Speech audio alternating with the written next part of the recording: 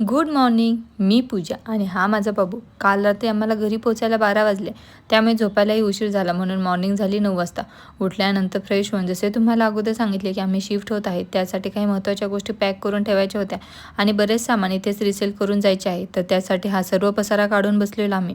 आणि ह्या सर्वांमध्ये भूक लागलेली असताना तुम्हाला अचानक तुमच्या आवडीचा आयता ब्रेकफास्ट भेटणे, ह्यालाच तर सुख म्हणतात, बरोबर ना? माझ्या फ्रेंडनी मला ही इडली आणि चटणी आणून दिलेली, ती खाल्ली आणि परत लागलो आम्ही आमच्या कामाला.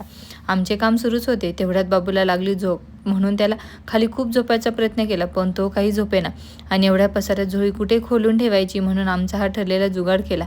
आणि ह्यातही बाबूने सुरुवातीला छान एन्जॉय केला आणि 30-40 मिनिट झोका दिल्यानंतर झोपला.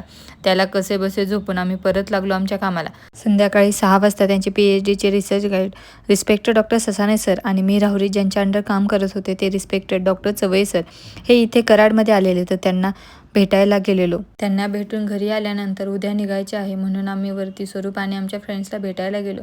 तिथे गेल्यानंतर सर्वांसोबत छान गप्पा गोष्टी केल्या आणि नंतर स्वरूप आणि बाबूची मस्ती सुरू होती. त्या दोघांनाही एकमेकांची छान सवय झालेली आणि स्वरूपला तर खूप छान वाटते आम्ही त्याच्याकडे गेल्यानंतर. पण आम्हाला काही कारणास्तव परत शिफ्टिंग करावे लागत आहे. वाईट वाटत आहे, कारण खूप कमी वेळात छान बॉन्डिंग झालेले आमचे सर्वांसोबत.